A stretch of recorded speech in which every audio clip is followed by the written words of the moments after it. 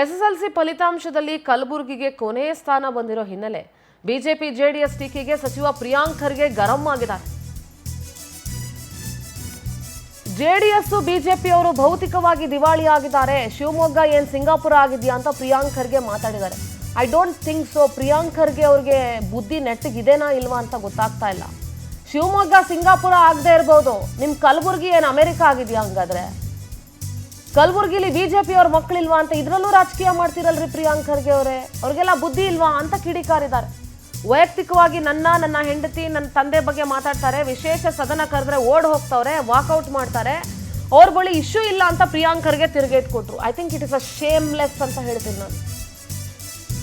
ಇದನ್ನ ಸಮರ್ಥಿಸ್ಕೊಳ್ತೀರಾ ಅಂತಂದ್ರೆ ನೀವ್ ಏನಾದ್ರೂ ಮಾತಾಡ್ಕೊಳ್ಳಿ, ನಿಮಗ್ ಬಿಟ್ಟಿದ್ದು. ಆದ್ರೆ ಶೇಮ್ಲೆಸ್ ಇದು. ಅಭಿನಂದನೆಗಳು. ಎಷ್ಟು ವರ್ಷದಿಂದ ಕಲಬುರಗಿ ಎಷ್ಟೇ ಸ್ಥಾನಕ್ಕೆ ಬಂದಿದೆ ಅಂತ ಯೋಚನೆ ಮಾಡಿ. ಬಿಜೆಪಿ ಅವ್ರ ಮಕ್ಳಿಲ್ವಾ, ಕಾಂಗ್ರೆಸ್ ಮಕ್ಳಿಲ್ವಾ, ಜೆಡಿಎಸ್ ಮಕ್ಳಿಲ್ವಾ ಅಂದ್ರೆ ಮಕ್ಳನ್ನ ಯಾಕ್ರಿ ರಾಜಕೀಯಕ್ಕೆ ತಂದು ಸೇರಿಸ್ತೀರಿ? ಕಲಬುರಗಿ ಜಿಲ್ಲಾ ಉಸ್ತುವಾರಿ ಮಂತ್ರಿಯಾಗಿ ಎಸ್ಎಸ್ಎಲ್ಸಿ ಫಲಿತಾಂಶದಲ್ಲಿ ಈ ಬಾರಿಯೂ ಜಿಲ್ಲೆಗೆ ಕೊನೆಯ ಸ್ಥಾನ ತಂದುಕೊಟ್ಟಿದ್ದಕ್ಕಾಗಿ ಅಭಿನಂದನೆಗಳು ಮಗನೇ. ಅಭಿನಂದನೆ ತಿಳಿಸಿದ್ದಕ್ಕಾಗಿ ಧನ್ಯವಾದಗಳಪ್ಪ.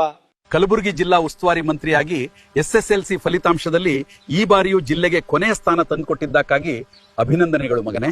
ಅಭಿನಂದನೆ ತಿಳಿಸಿದ್ದಕ್ಕಾಗಿ ಧನ್ಯವಾದಗಳಪ್ಪ. ಕಲಬುರಗಿ ಜಿಲ್ಲಾ ಈಗ ಕಲಬುರಗಿನಲ್ಲಿರ್ಬಹುದು, ಬೇರೆ ಜಿಲ್ಲೆನಲ್ಲಿರ್ಬಹುದು, ಎಲ್ಲರೂ ಕೂಡ ಆಲ್ಮೋಸ್ಟ್ ನಮ್ಮ ಕಲಬುರಗಿ ಜಿಲ್ಲೆನಲ್ಲಿ 92% ಬಂದಿದೆ ಸರ್ಕಾರಿ ಶಾಲೆಗಳಲ್ಲಿ. ಖಾಸಗಿ ಶಾಲೆಗಳಲ್ಲಿ ಕಮ್ಮಿ ಆಗಿದೆ. 92% ಬಂದವ್ರಿಗೆ ದಡ್ರಂತಾರ ಇವರು. ಆಮೇಲೆ ಆಯ್ತಪ್ಪ ನಮ್ಗೆ 70% ಬಂದಿದೆ ಅಂತ ಇಟ್ಕೊಳ್ಳಿ.